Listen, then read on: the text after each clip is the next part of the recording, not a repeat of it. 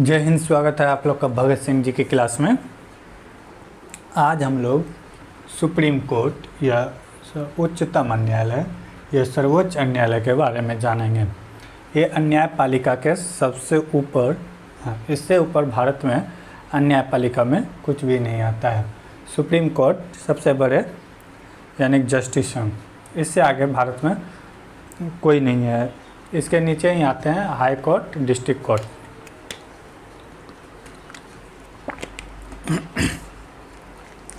बात करें supreme court या सर्वोच्चतम न्यायालय की, अनुच्छेद 124 से 147 के बीच वर्णन है सुप्रीम कोर्ट के बारे में। अगर इसे भाग में देखा जाए तो भाग 5 में वर्णन है सुप्रीम कोर्ट के बारे में। अब थोड़ा सा सुप्रीम कोर्ट के इतिहास के बारे में जान जाते हैं। भारत में सबसे पहले राजाओं महाराजा के समय में राजतंत्र था। उस समय फैसला विचित्र तरह से हुआ करते थे। जैसे वो फैसला राजा के मूड पे डिपेंड करते थे कि अगर कोई फांसी मर्डर किया है तो उसे फांसी दिया जाएगा, या किसी का हाथ तोड़ा है तो ये राजा के मूड पे डिपेंड होता है। लेकिन जब अंग्रेज भारत आया तो कोर्ट सिस्टम लाया, जुडिशियल सिस्टम, जस्टिस, कि अगर कोई खास पर्टिकुलर काम किया है तो उसके लिए खास पर्टिकुलर सज़ा ही मिलेगा। तो भारत में पहली बार रेगुलेटिंग एक्ट 1773 के तहत 1774 में एक कोर्ट की स्थापना हुई थी, कोलकाता कोर्ट।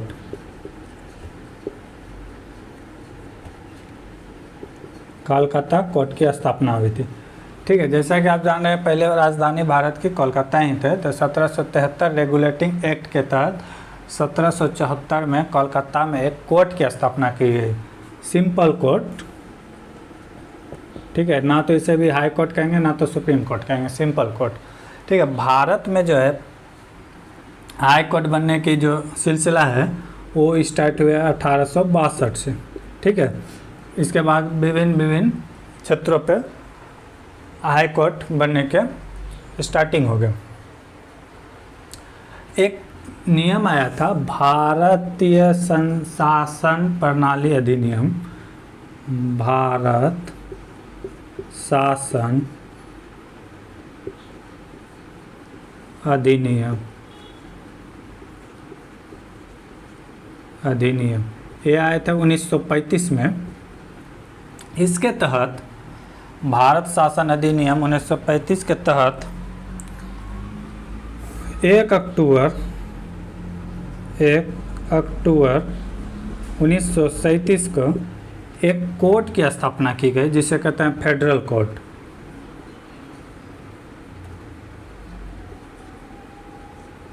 फेडरल कोर्ट, संघीय प्रणाली। ठीक है, तो ये भारत के उस समय सुप्रीम कोर्ट ही कह सकते हैं। तो थोड़ा सा अंतर था कि अभी के सुप्रीम कोर्ट में और फेडरल कोर्ट में, कि भारत के सुप्रीम कोर्ट सर्वोच्च हैं, इसके फैसला अंतिम फैसला माना जाता है, इसके आगे कोई सुनवाई नहीं होता है। लेकिन ये फेडरल कोर्ट का था कि इसके अंदर अगर कोई फैसला से संतुष्ट नहीं है तो यहाँ से ट्रांसफ़र होते थे लंदन के प्रिवी काउंसिल में, प्रिवी काउंसिल, वहाँ से इसका फैसला आते थे। फेडरल कोर्ट में संतुष्ट तो है, लेकिन अगर आप आगे भेजते हैं तो ये चले जाते थे लंदन, वहाँ के प्रिवी काउंसिल के द्वारा वहाँ से फैसला आते थे। ठीक है, लेकिन अभी के कोर्ट में नहीं। भारत के जो सुप्रीम कोर्ट है, अंतिम निर्णय जो बोल दिया वो कानून बन जाएगा। ठीक है,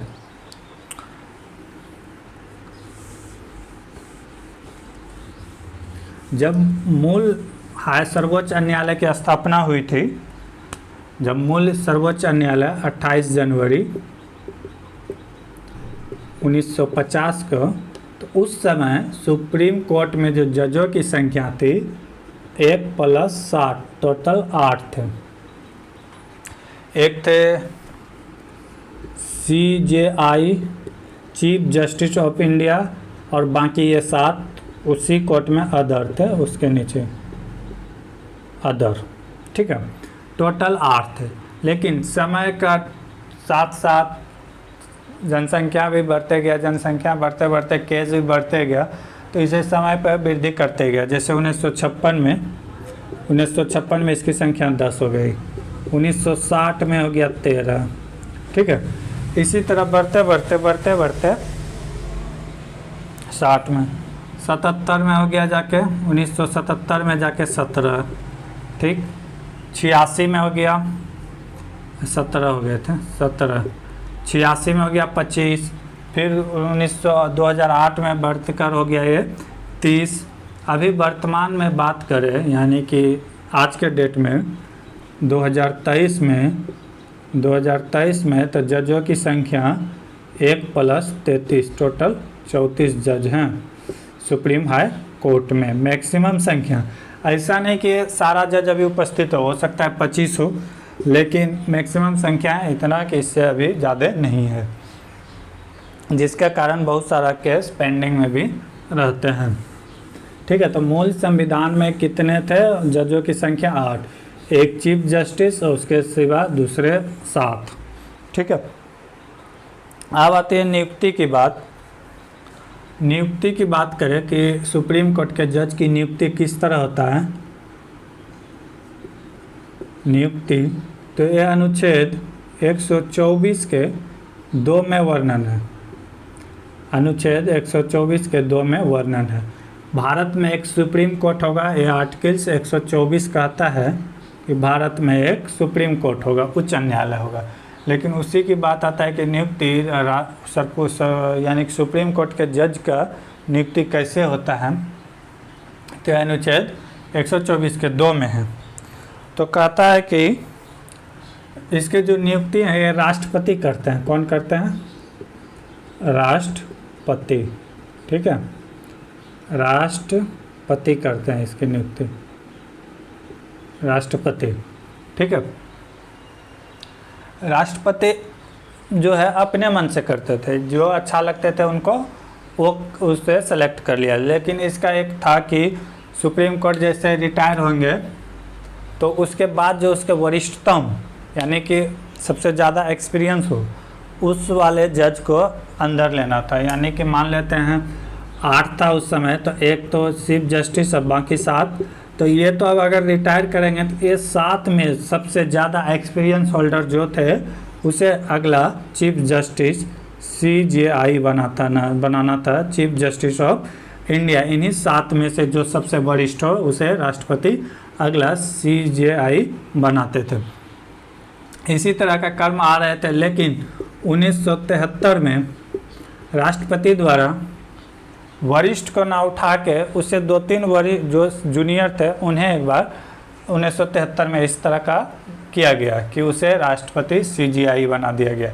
फिर 1977 में भी इसी टाइप का हुआ कि उससे यानी कि जूनियर को ही CJI बना दिया गया। तो ये 2 बार ऐसा घटना हुआ जिसके कारण एक संगठन की स्थापना किया गया 1993 में, जिसे कहते हैं कॉलेजियम। 1993 में एक संगठन कॉलेजियम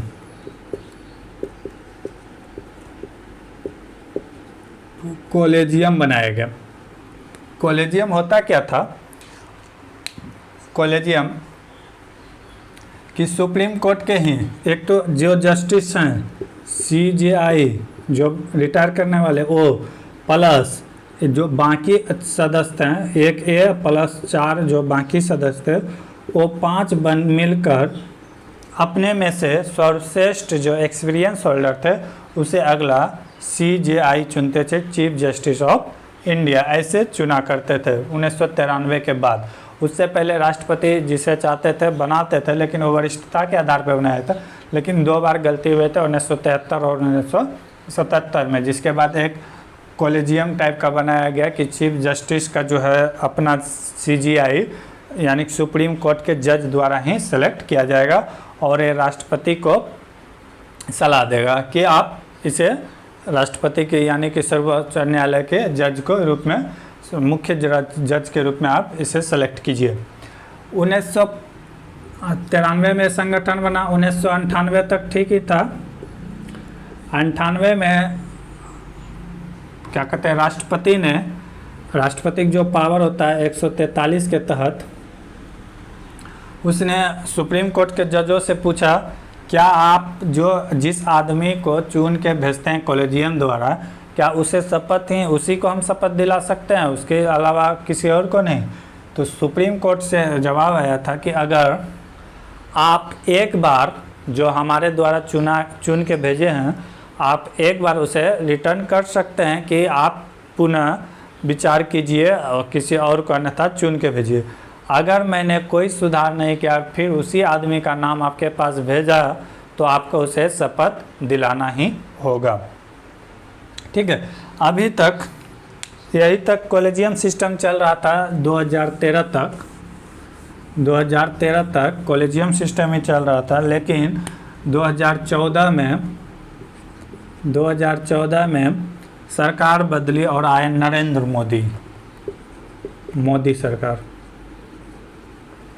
मोदी सरकार आने के बाद क्या हुआ, मोदी को बहुत बहुमत मिला था, लगभग 330 सीट था लोकसभा में। तो इन्होंने बहुत तेज़ी से लोकसभा और राज्यसभा में अगस्त 2014 में एक विधायक लाके पारित करा दिया। वो विधायक यही था NJAC, national judicial appointment commission. ठीक है, ये विधायक पारित करा दिया अगस्त में लोकसभा में भी और अगस्त में राज्यसभा में भी। ठीक है, अगस्त में राज्यसभा में भी पारित करा दिया गया और दिसंबर तक राष्ट्रपति के पास भेजा गया और राष्ट्रपति इसमें साइन करा के जैसे ही राष्ट्रपति साइन किया तो विधायक बन गया, नियम कानून बन गया। जब ये सुप्रीम कोर्ट को पता लगा अप्रैल में कि इस तरह का अब जो है इससे ये क्या था जैसा ही इसमें 3 प्रकार के थे कि सुप्रीम कोर्ट का तो जज और अदर जज को चुनेगा CJI प्लस अदर को तो चुनेगा ही, प्लस हाई कोर्ट के जज को चुनेगा, प्लस ट्रांसफ़र भी कर सकता है। हाई कोर्ट के जज को कहीं ट्रांसफ़र भी कर सकता था, उसका डिसीजन यही कमेटी लेता है। इससे होता क्या कि भारत में जो न्यायपालिका की शक्ति है उसमें कार्यपालिका का अधिकार हो जाता है, यानी कि सब चीज़ में आप प्रधानमंत्री जिसको चाहते हैं क्या कहते हैं सुप्रीम कोर्ट को जज बना देते, तो ये पक्षपात हो जाता। तो इसीलिए सुप्रीम कोर्ट ने ये जो लाया था विधेयक, ये 1999 अमेंडमेंट द्वारा लाया गया था 2014 में। ठीक है, लेकिन अप्रैल में ये सुप्रीम कोर्ट के पास पहुंचा, इसमें मुकदमा चला कि सुप्रीम कोर्ट जज वर्सेस ऑल इंडिया यूनियन, यानी कि भारतीय सरकार, जिसमें सुप्रीम कोर्ट का फैसला अक्टूबर में आ गया कि इस तरह का व्यवस्था NJCI ये संवैधानिक नहीं होगा, क्योंकि न्यायपालिका जो है किसी के अंदर नहीं आने वाला है, न्यायपालिका स्वतंत्र है। लेकिन इसके द्वारा अगर होता तो ये किसी पार्टी के अंदर आ जाता, यानी कि कार्यपालिका के अंदर न्यायपालिका को काम करना पड़ता है, क्योंकि यहीं से ये जज चुन के भेजते। लेकिन वर्तमान में न्यायपालिका स्वतंत्र है,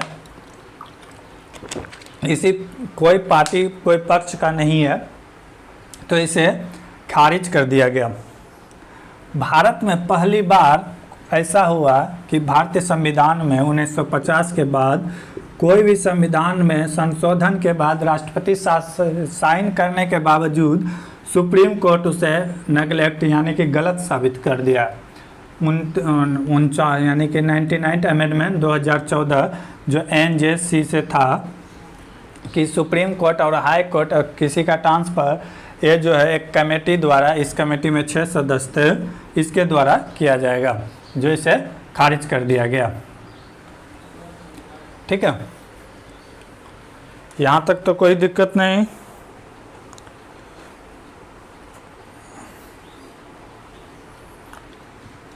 अब बात आता है कि सुप्रीम कोर्ट के जो है जज बनने की योग्यता क्या है।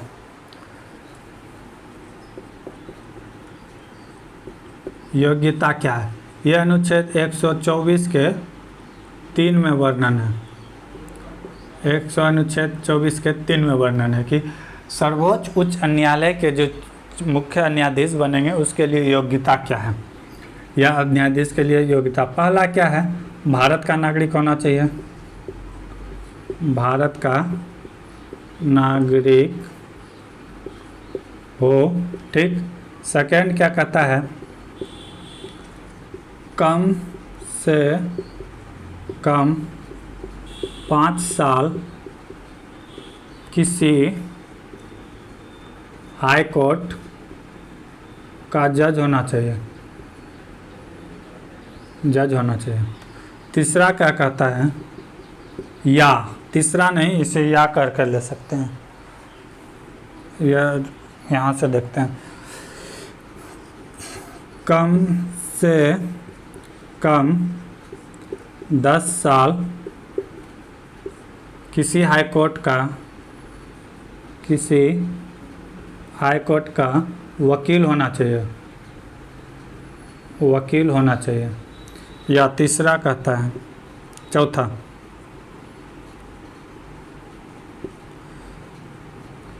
राष्ट्रपति के नज़र में विधि का ज्ञाता होना चाहिए, विधि का ज्ञाता होना चाहिए, यह हो।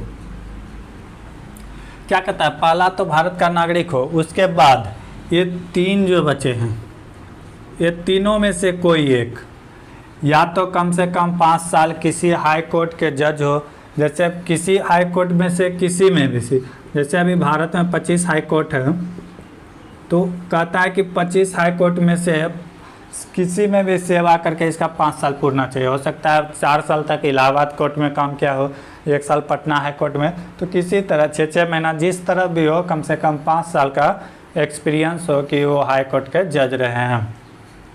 दूसरा क्या कहता है, कम से कम 10 साल तक किसी हाई कोर्ट के वकील रहे हों। अगर वो जज नहीं है, चलो कोई बात नहीं है, कम से कम वकील होना चाहिए। अगर ये भी नहीं है तो कोई बात नहीं है, कम से कम ये होना चाहिए, ठीक है। तीनों में से कोई एक, और कह सकते हैं इसे और करके, जैसे एग्ज़ाम में आता था और करके कि अगर इसका आंसर नहीं जानते तो ये जवाब दीजिए, तो यही है। पहला क्या है कि 5 साल का सुप्रीम कोई भी कोर्ट का जज होना चाहिए। अगर वो नहीं है तो किसी हाई कोर्ट में 10 साल का वकील का एक्सपीरियंस होना चाहिए, वो भी नहीं है तो राष्ट्रपति के नज़र में विधि के ज्ञाता हो, सबसे बड़ा ज्ञानी हो। किसके बारे में, विधि के बारे में, रूल रेगुलेशन के बारे में। लेकिन अभी तक इसके द्वारा भारत में एक भी राष्ट्रपति नहीं चुना, यानी कि सर्वोच्च न्यायालय नहीं चुनाया गया है। सर्वोच्च न्यायालय के जो CJI है, इसके द्वारा अभी तक एक भी नहीं चुनाया है। सबसे ज़्यादा यहाँ से चुनाया गया है, कम से कम 5 साल किसी सुप्रीम कोर्ट हाई कोर्ट के जज हो, और उसके बाद इससे चुनाया गया। इससे अभी तक लगभग 8 जज ऐसे हैं जो वकील थे किसी हाई कोर्ट के, वहाँ से चुना के आए हैं, लेकिन मैक्सिमम यहाँ से चुना के। इसके द्वारा अभी तक भारत में कोई एक, ये तीनों में से कोई एक अगर है तो वो भारत का सर्वोच्च न्यायालय के जज बन सकते हैं, ठीक है। ये अनुच्छेद किस में वर्णित है, 124 के 3 में।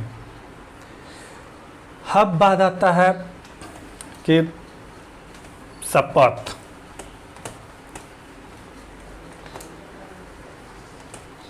हाँ यहाँ पे एक बात और, इसमें जो है उम्र सीमा नहीं है, उम्र सीमा लिमिट, यानी कि उम्र तय नहीं है कि 25 साल का ही होगा तो सुप्रीम कोर्ट का जज बनेगा।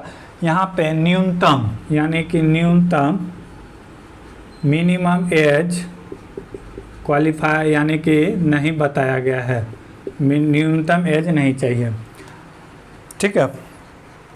अब कहता है शपथ कौन दिलाता है, शपथ, शपथ का वर्णन अनुच्छेद 124 के 6 में है। अनुच्छेद 124 के 6 में सुप्रीम कोर्ट के जज के जो हैं शपथ के बारे में वर्णन है।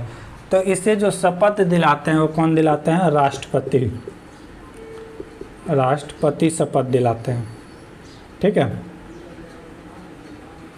कौन शपथ दिलाते हैं? सुप्रीम कोर्ट के जो जज हैं, राष्ट्रपति। ठीक है, अगर इसकी कार्यकाल की बात करें, कार्यकाल की बात करें कि सर्वोच्च न्यायालय के जो न्यायाधीश हैं उसके कार्यकाल कितने हों, तो मिनिमम तो नहीं है लेकिन 65 वर्ष मैक्सिमम है। जिस दिन ये 65 वर्ष का हो गए उस दिन इसे जज के रूप से संन्यास लेना होगा, यानी कि इस्तीफा देना होगा।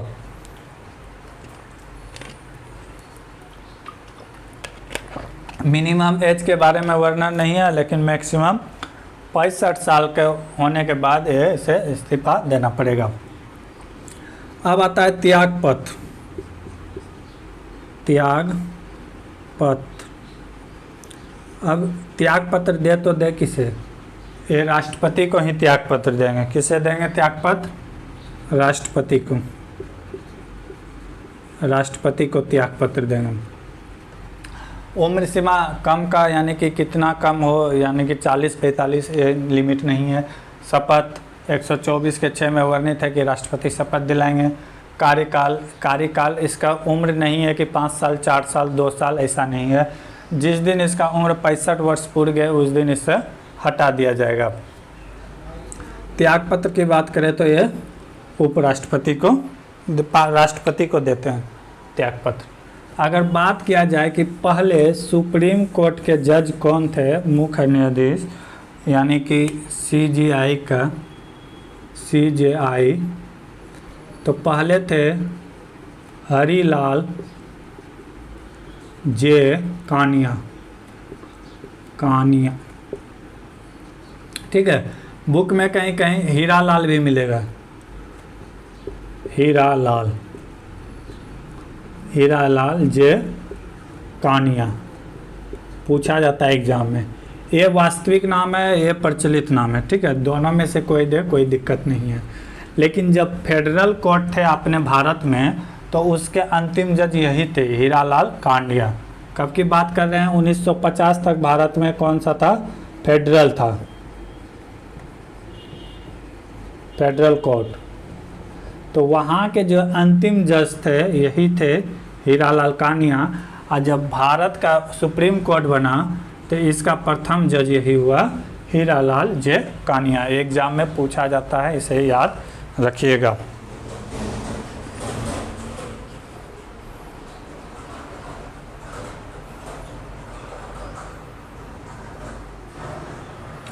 ठीक है, तो ये था सुप्रीम कोर्ट। बहुत बड़ा चैप्टर है। अगले भाग में देखेंगे कि सुप्रीम कोर्ट के जज को कैसे हटाया जा सकता है। ठीक है, बहुत बड़ा है। उसके बाद अगले में देखेंगे, सारा अनुच्छेद देख लेंगे एक साइड कि कहाँ से किस अनुच्छेद में सुप्रीम कोर्ट को क्या अधिकार है। ठीक है, तो बाकी अगले क्लास में देखेंगे। तब तक जय हिंद।